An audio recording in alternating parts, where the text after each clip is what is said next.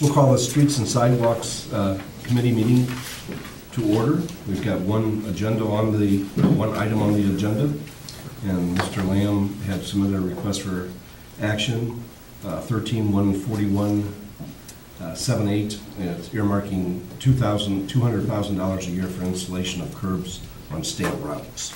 So, Mr. Lamb, I'll let you start out making your presentation. Thank you, appreciate it.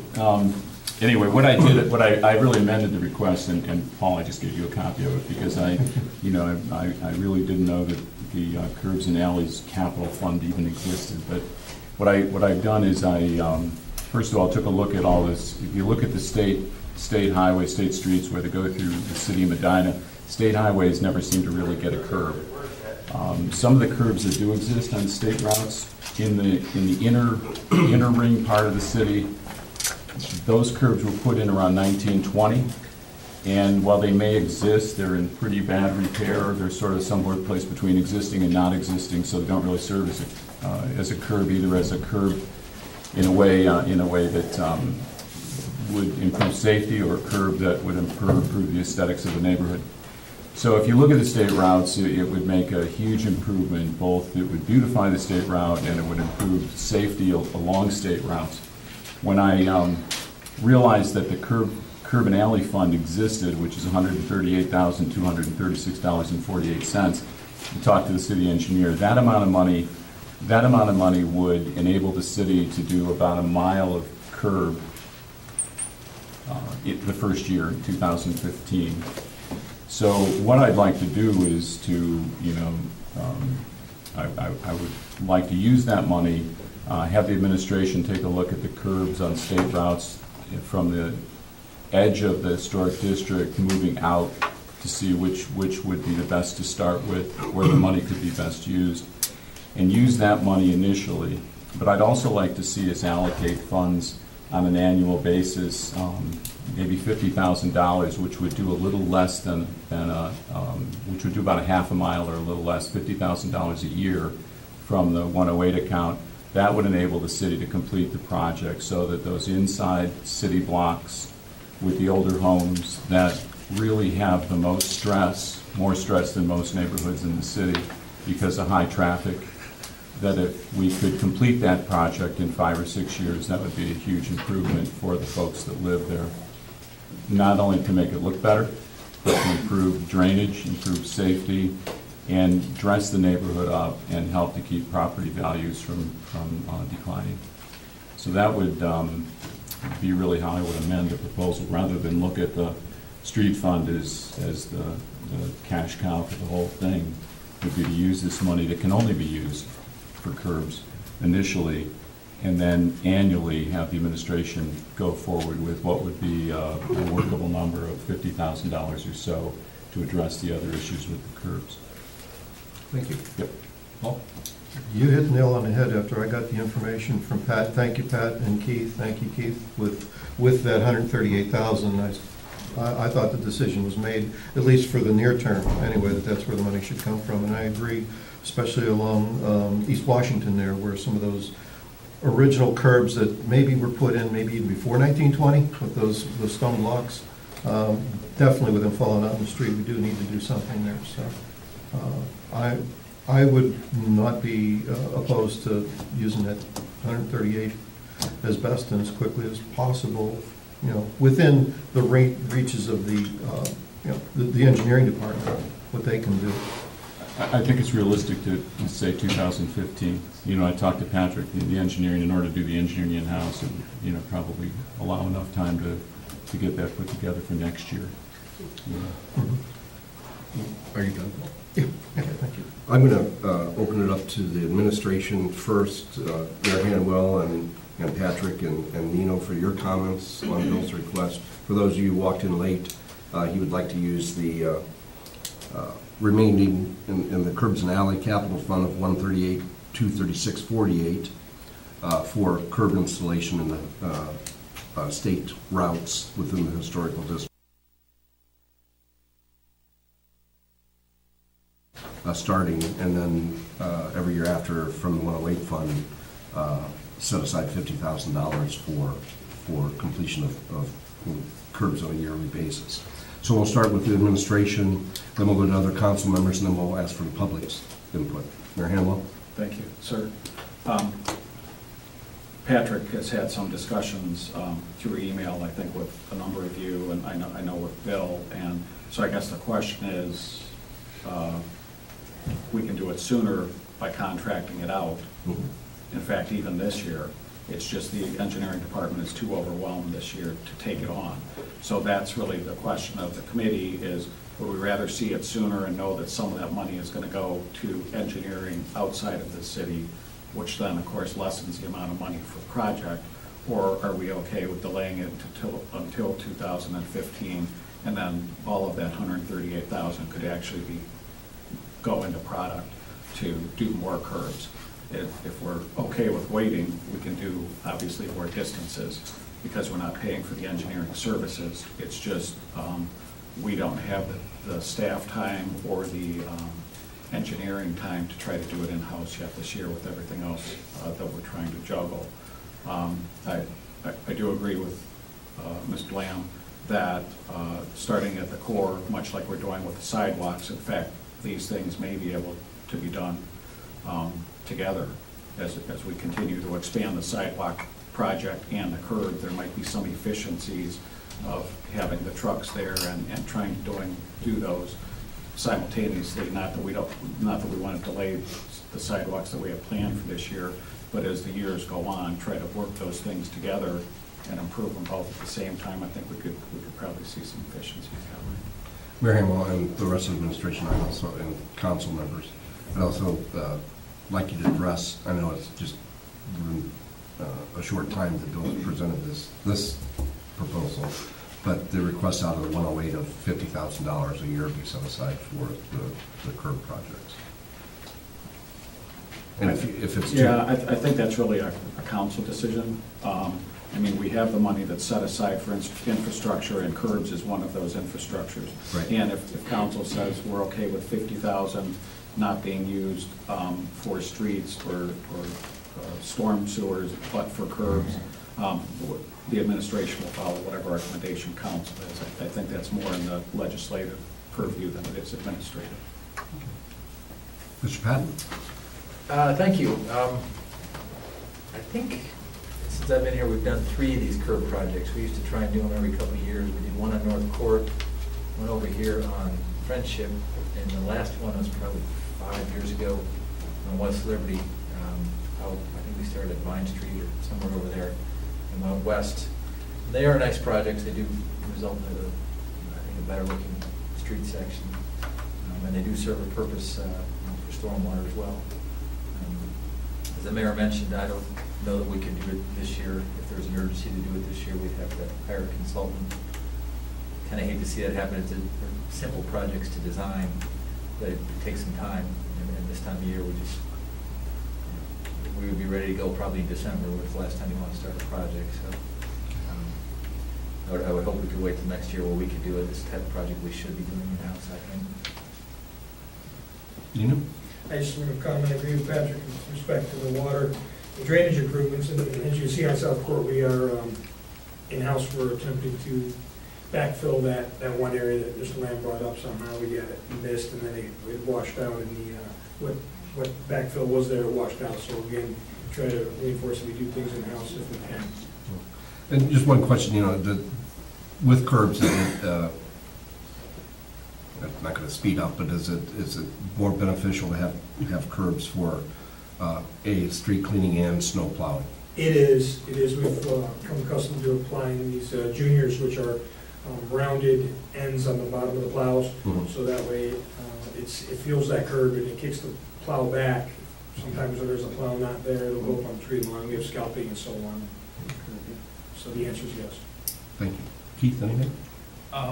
Just quickly, we didn't put in, the budgets have already been turned in for the 300 funds. We didn't put in anything for this, so what I'm hearing from this discussion, I'll go ahead and add the 138 that's in the fund to the budget for 2015.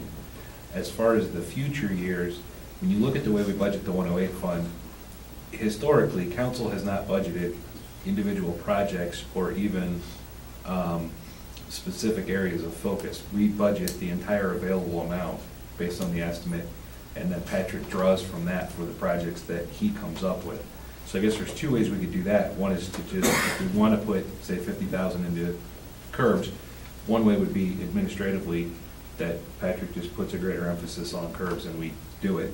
Or if you wanted to, council at budget time, so when, not here, but when we get there, could say, we want to put 50,000 of this general appropriation specifically into curbs and alleys now, as opposed to waiting until those projects come through from Pat. Thanks. And before I open it up to other council members, I'd just like to make a comment. I agree 100% with Mr. Lamb's request. The only thing, you know, we, all council members and administration in the last, basically since last July, have heard of several flooding problems and the storm sewer projects that are on the books now. And I just, you know, want you to feel comfortable, you know, I know it's, councils can legislate, but do you feel comfortable with the $50,000 with the request that's coming in for future storm projects that we? I would think so. I was thinking about it, and I think we should have that as a goal maybe every year, but I think we should leave it open a little bit where we can review, evaluate annually, and then make a decision. A couple of things you got to remember, right now we're still working on the funds we got when we sold the bonds. Mm-hmm. We've got two more very big projects to do. That's maybe the second part of Lake Road and then West Smith Road. And then coming up in the next year or so, where we have a commitment to ODOT to pay over $1 million for 42. Those are some big ticket items. Once we do that, you know, we're used to having a sizable amount of funds available. It's going to be reduced, and we're paying on the bond, I think, what, $800,000 a year or something? About. So I think it would be good to at least keep it flexible where we can make a decision annually. But 50,000 would probably be a good goal, I think. Good. All right, thanks for that input. Other council members, Mr. Quinn? I guess I'm just thinking, you're correct, we have the two projects, and I looked before, I think we have about $6.1 million in that account right now, with certain part of it for West Smith and Lake. Yeah, I was going to say, some of that's spoken for, and then the projects Pat mentioned coming up next year, so. And $1 million, so we have about $2 million left in there. And then we get about $1.6 million a year after we pay $800,000 off to the debt service. But the bigger question I have is the amount of time it takes, let's say for a $50,000 project, how much engineering time is that? It's hard to, you know, I would think that the big thing is the surveying. You gotta get it surveyed. Once we have the survey in hand, man-hour wise, I would imagine it's maybe about 2 weeks worth of time. And what other approvals do we need to get from the state, from what kind of state route? We don't. One of the things Mr. Rose asked me earlier was about the state's involvement, so I did a little research, and curbs are considered a roadway appurtenance. Per Ohio Revised Code, roadway appurtenances within city limits are the city's responsibility. So we don't need any input from them or approval or anything. Of course, we have to pay for it all. Of course. So the timing, like, if we did it every year, how long would it take the engineering? Is like a year lead time for the engineering, like you just mentioned, if you started now? Because No, you're busy. like I said, it's about 2 weeks worth of time. I guess my point now is we're already committed our time, you know, through the fall. So we'd have to put something else on hold if we're gonna try and do it this year, but annually, a couple weeks, we can have the plans out. Because it's not a difficult project to design. It's more just the surveying, make sure everything is covered.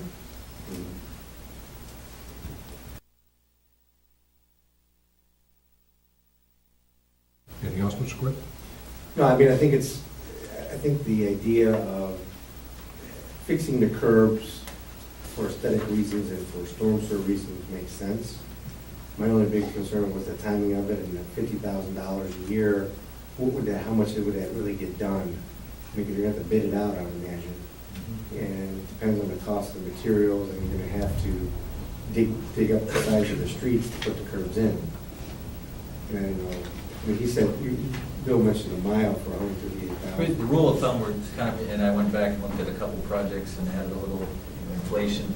It's about $20 a foot to remove and replace a curb on an asphalt street.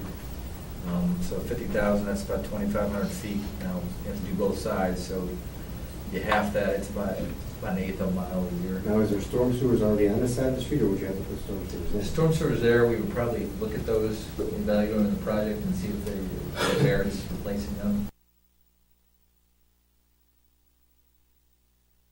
Not to sue the basins. That type of work would not come out of the 50,000 or whatever, that would come out of the regular Well, storm it would sewer come out of allocation. that 385 money, but it would have to come out of the 108 money if we had. Thank you. I like the idea of Mr. Patton's suggestion of evaluating it every year to see what we can do, along with the request of the 50,000 a year. Mr. Hilbert? I only had one question, it was about the cost, but Pat just addressed that. The other thing I have is that I do think it's a good idea we come up with some kind of plan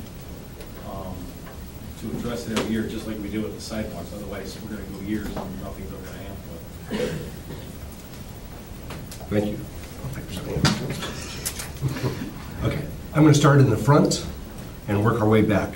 So the second table, comments, questions?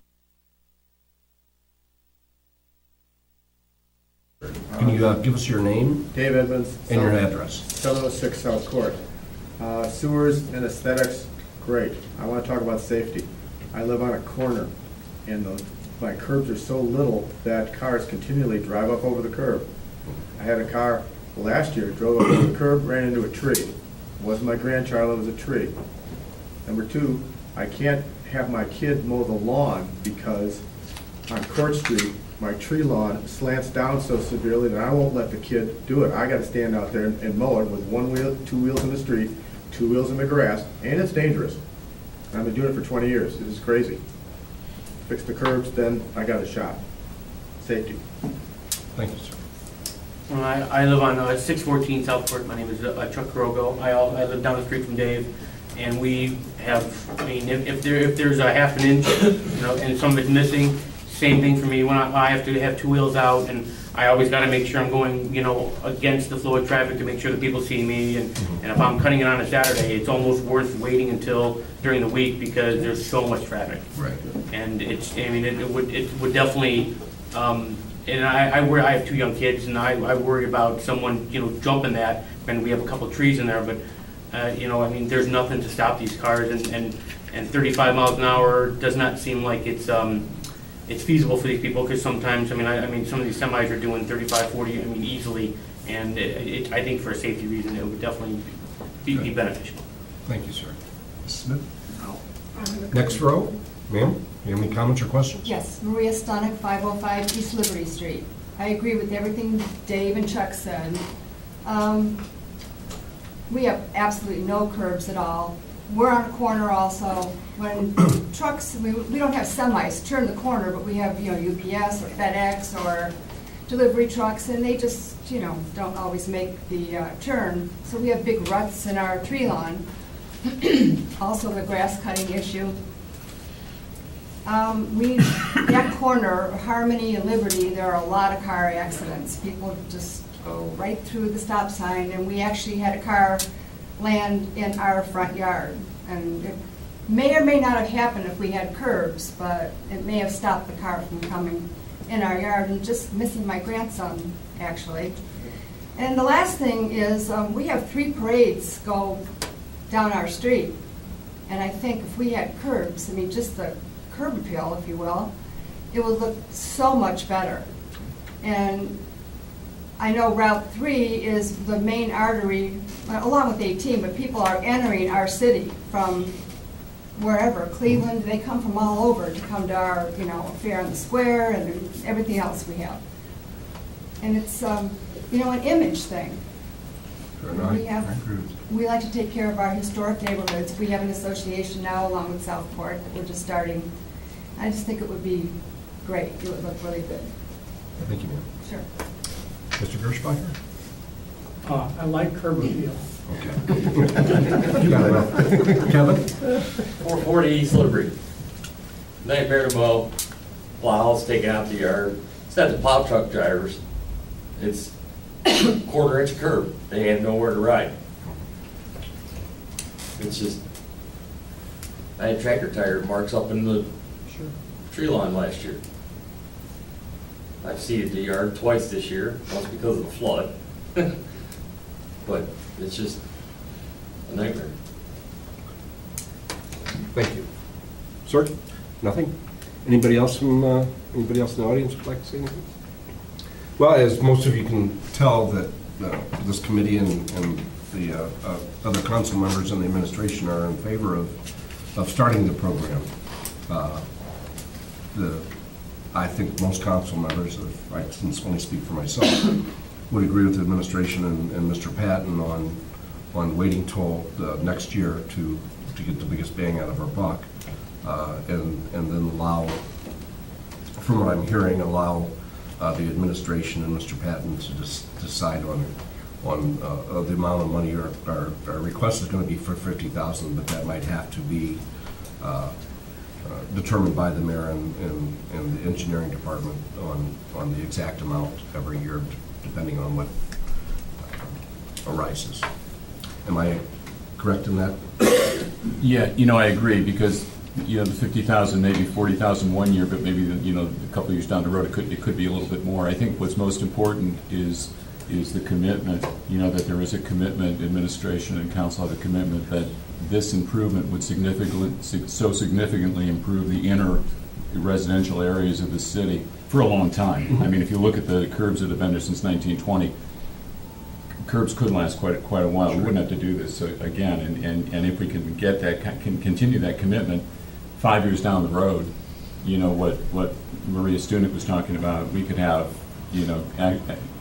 gorgeous entries to the city, comparatively to what we have now, plus safer, plus all the other things that have improved. So yeah, and I also agree that I would prefer to wait till 2015 and see the money stretch out a little bit further than to have it engineered outside.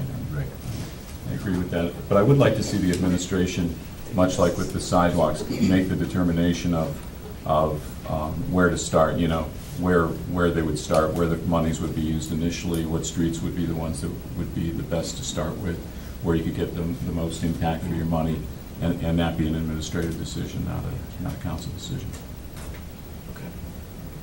Mr. Patton? Put one more quick thing, to remember about 50,000, that 50, you may run out of $50,000 mid-block. Well, it'd be kind of silly to stop mid-block, so it may change year to year. You want to go sensible project limits, And that's why I agree. I think that it should be left up to the administration, you and the mayor, and we'll go from there. Like Mr. Lamb said, it may be less one year and more the next. So, Kevin, did you have another? Yeah, cost.